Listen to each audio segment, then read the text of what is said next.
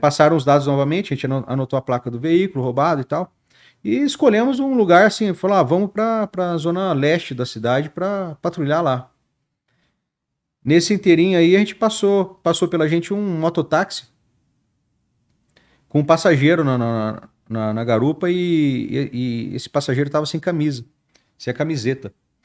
E ele tava com a camiseta assim, apertando contra o rosto, por baixo do capacete. Mas era noite fria, inverno de novo no Paraná. E esse cara levantou suspeitos, a gente fez a volta e foi abordar. O cara tava envolvido no roubo do veículo. E aí ele acabou falando pra gente que eles tinham batido o carro. E aí o carro tava batido num poste lá. E que os outros dois caras que estavam com ele, que estavam com a arma e tal, eles pegaram o estepe do veículo e o macaco do veículo e levaram para uma casa que tinha virado o que a gente chama de mocó, né? Aquela casa abandonada, não tem energia, não tem nada. Sim. Dejetos humanos no chão lá. Aí nós nos aproximamos da casa, a gente parou a viatura antes e entramos a pé e começamos a fazer o bom e velho CQB, cômodo por cômodo. Eu tava com uma submetralhadora da Taurus e ela tava com o percussor quebrado. Eu sempre fui muito. Tem até toque para esse negócio de arma, eu sempre checo tudo. Naquele dia em questão, eu tinha chegado um pouco atrasado e não tinha colocado o kit de armas da viatura. A nossa viatura normalmente vai 3 fuzis, uma calibre 12 e uma submetralhadora. E eu não tinha testado, mas a arma tava com o percussor quebrado. Quando eu cheguei na porta da cozinha, o cara, numa distância, acredito que um pouco menor daqui no separo, ele apareceu na minha frente, ele levou um revólver na minha cara, apertou o gatilho, eu escutei um clique. E eu levantei a submetralhadora na cara dele também e girei o seletor para fogo automático e apertei e fez um clique também. Nisso, o meu parceiro, o Ednei, 1,93 m, eu já não sou muito alto, ele me puxou com uma mão e ele deu no cara de 5 disparos. O cara veio ao solo e aí o sargento comandante da barca foi até a barca pedir apoio de outras viaturas e também pedindo para acionar o SAMU. Cara, o SAMU chegou. Simplesmente não havia viatura do SAMU aquele dia. Era, se eu não me engano, 15 de novembro. Feriado. Exato, feriado. E era uma segunda-feira. Então a galera no domingo tinha dado um monte de acidente na cidade. Aí falou, cara, esse cara vai morrer aqui. O cara tava sangrando. Tinha um ferimento assim que saía uma espuma de sangue com ar. O cara tava com o pulmão perfurado. Falou, vamos colocar esse cara na viatura e vamos levar para o hospital. A gente voou até o hospital. O cara chegou no hospital, foi atendido e ele ficou 31 dias no hospital. Até que ele faleceu de infecção hospitalar. Aí, em decorrência disso aí, o Ministério, o pai do rapaz morto aí, começou a falar que o filho dele era um santo, etc. O filho dele estava fazendo assaltos naquela área, na região leste ali. E ele tinha aterrorizado tanto alguns comerciantes ali que um cara dono de um açougue, ele simplesmente deu o açougue para o vizinho e foi mudar para outra cidade porque não aguentava ficar pagando pedágio para esse ladrão aí. E só que aí o moleque morreu e o pai do cara era vagabundo também e começou sabe, a falar que o filho foi Criar executado. situações para execução. Brother, se você vai executar alguém e você atira no cara e o cara cai ao solo, você vai lá e você dá o confere na cabeça do cara pra zerar a nota ali. Você não socorre o cara, leva ele pro hospital, porque se você realmente cometer algo errado, o cara vai se recuperar no hospital e vai falar, não, eu não tinha nada a ver, os caras atiraram em mim. E ele ainda ficou 31 dias, né? E ele ficou ainda 31 dias e acabou morrendo por outra coisa. O cara ia se recuperar, a gente não tinha nada a temer. Ou seja, muita gente, né, por ilação ainda faz a situação, porra, o polícia desfez do flagrante. Sim. Só que o cara estava em vida, foi apresentado com vida, né? Exatamente. Aí o Ministério Público, uma determinada promotora lá, começou a me perseguir porque a minha mãe era promotora de justiça. Aí, pelo fato da minha mãe ser promotora de justiça e ter muitos amigos no fórum, chegou até a minha mãe a informação de que essa promotora tinha falado assim, não, eu vou pegar esse policial que é filho de promotora, para mostrar para todo mundo que a gente não é corporativista. Sim.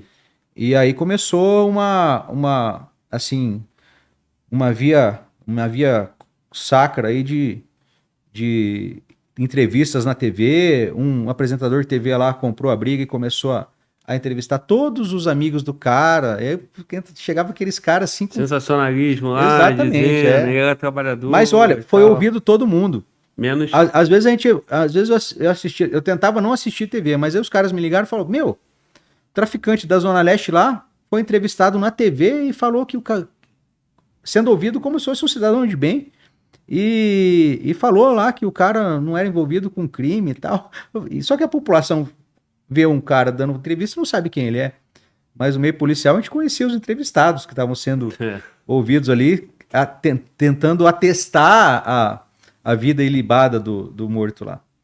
E a TV dá credibilidade, né? Porque quando a TV sim. mostra esse cara, a população pensa o quê? Pô, é um cara produtivo, de bem. Exatamente.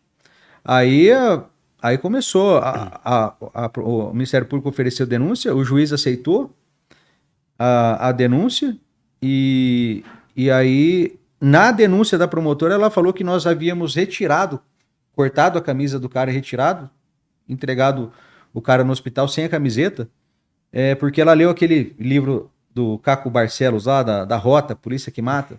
Tem um trecho do livro lá que fala que esse autor do livro aí fala que os policiais da Rota cortavam a camiseta, entregavam o cara sem a camiseta, porque o cara se rendia, a camiseta levantava, eles atiravam no cara, e quando o corpo chegava no ML, que o cadáver era colocado com os braços esticados ao longo das pernas, assim, os buracos na camiseta não correspondiam, né? A posição natural que a camiseta fica sobre o corpo, com os buracos do projétil, que ficavam os buracos aqui, e os buracos da camiseta mais para baixo. O que indicaria que o cara estava em posição de rendição. Sim. O que não quer dizer que isso aconteceu, estava no livro. Então, só que ela colocou isso na denúncia. Sim.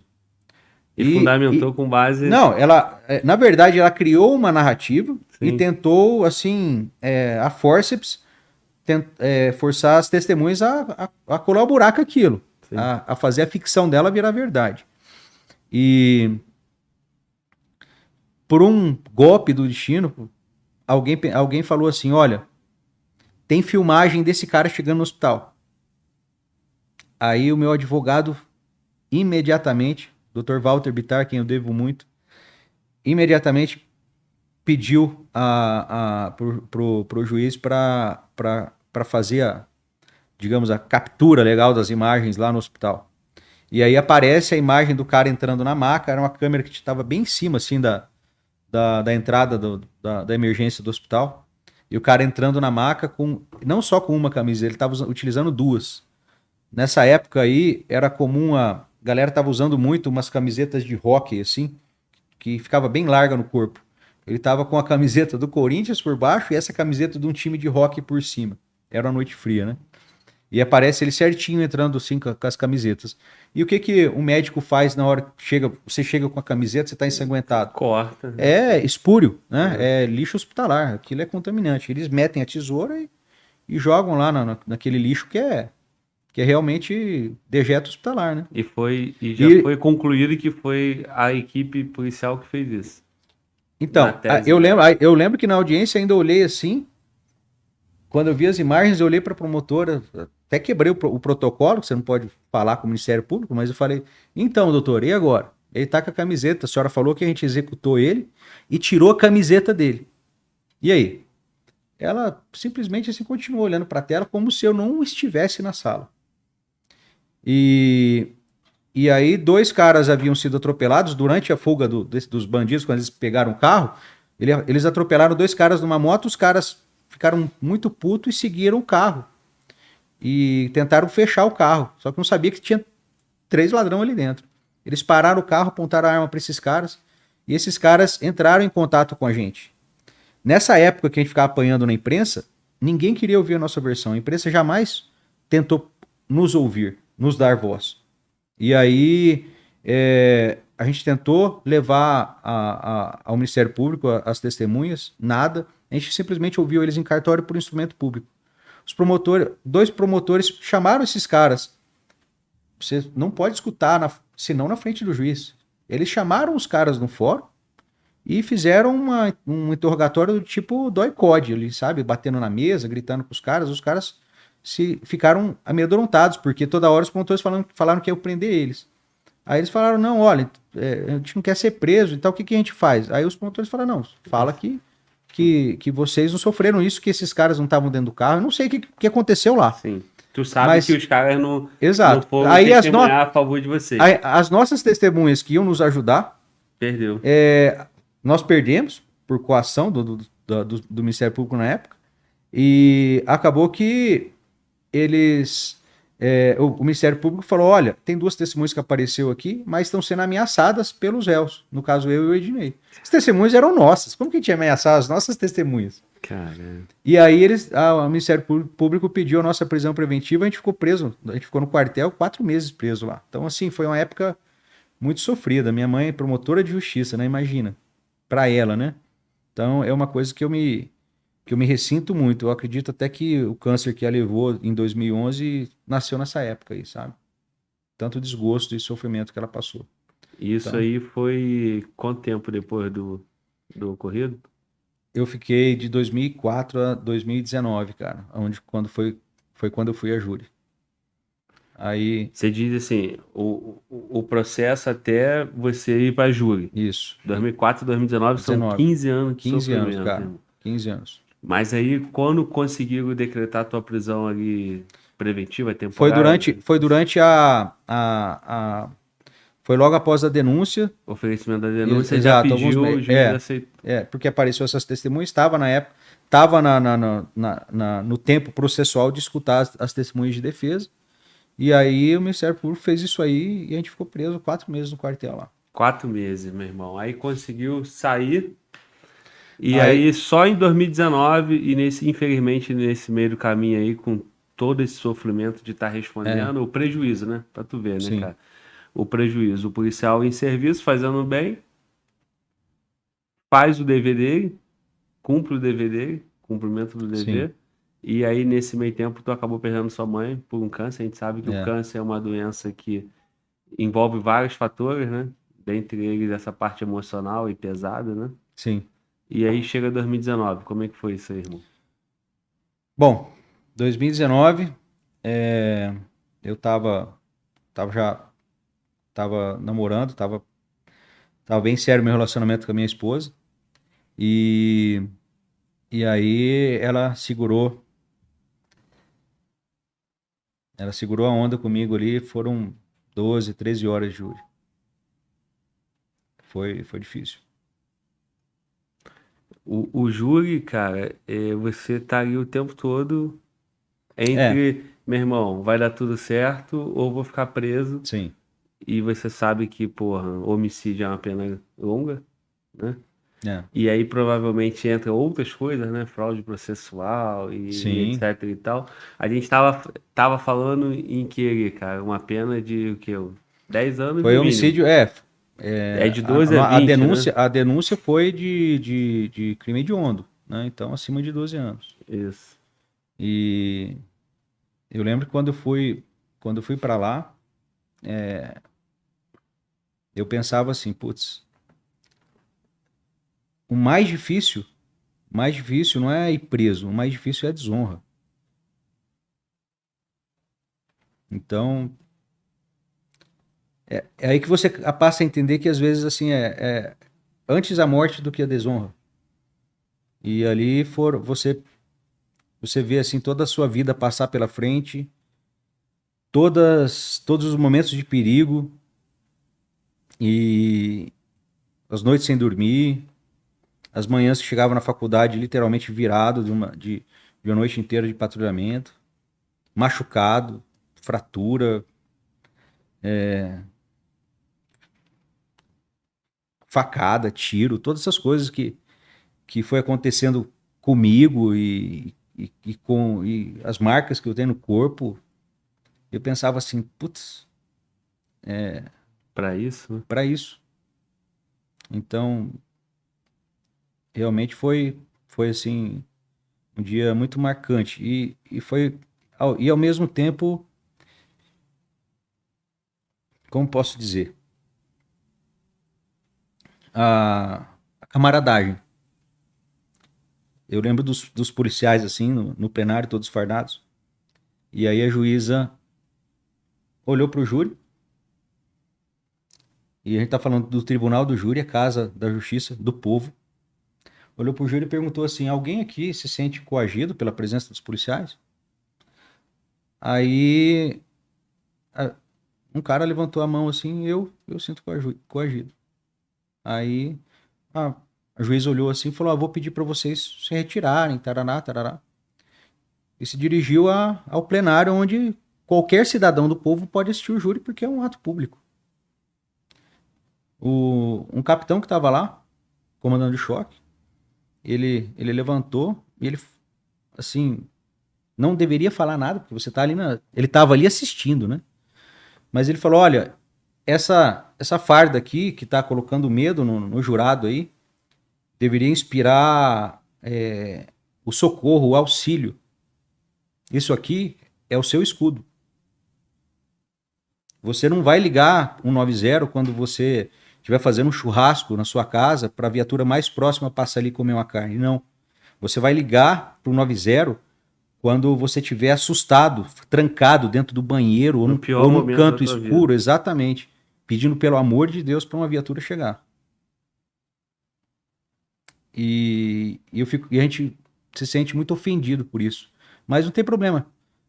Aí ele olhou para a galera assim, para os policiais, e falaram: ó, vamos levantar todos aqui e vamos fazer o que a doutora tá pedindo aqui, vamos tirar a farda. Nossa, foi foda. Foi foda. Aí eu lembro que o Ednei olhou para mim assim e. Só um minuto. E.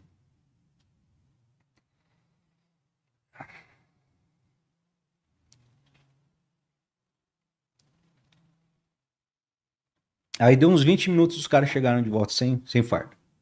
Né? O júri continuou. E tu viu todos os seus irmãos lá, a tropa lá. Tem Exatamente. farda, mas continua lá. Né? Bebe água, irmão. E aí, meu irmão, nisso aí, tu falou 12 horas, você citou. Eu percebi também que no momento que tu citou a tua namorada até então, né, tua esposa hoje, que te deu também uma emoção, tu segurou, agora nem tanto, né? Eu fico imaginando, porra, depois de 20 anos quase de polícia, né? 20, Ali tu já tinha 20 anos, tu entrou em 98. Entrei em 98, 21, né? Eu tinha 21 Então, anos. aí depois de 20 anos de polícia, depois de tudo isso que tu falou, todas essas marcas, depois de ter perdido a sua mãe, você imagina que você estava no momento de construção da tua família, de tu Sim, casar, sim. e você cheio de vida pela frente, irmão, e você no júri, E aí podendo ele. sair desonrado em É, cana. e aí literalmente pensando: putz, eu vou ser condenado, aí eu vou chegar em casa, eu vou fazer o quê? Vou esperar uma viatura passar lá para me levar para penitenciária mais próxima ou eu vou colocar uma arma na minha cabeça e vou puxar o gatilho? Quais são as opções? Então, eu conheço vários policiais, não só no meu estado, mas Brasil afora aí, que passaram pela mesma experiência e, cara, eu acho que é o pior momento na vida de um policial. Porque a vontade é que, pelo menos a minha vontade era que existisse uma tecnologia que conseguisse realmente projetar tudo que eu vi naquela ocorrência, projetar numa tela, para a pessoa ver literalmente a verdade do que aconteceu, sabe? Ficaria muito mais fácil. E eu me submeteria a essa tecnologia com toda certeza. Mas a gente não está lá ainda, né? Então, basicamente, o que a gente vive é uma sociedade que há, pelo menos há tempos atrás, compreendia muito pouco o trabalho policial. Então, hoje, quem conhece o trabalho da polícia, além dos policiais, são as pessoas mais próximas, os amigos, a família, que sabe basicamente dos perigos que a gente passa, as perdas emocionais, perdas de colegas, né? Então, realmente a gente torce para que isso mude. E está mudando, está mudando.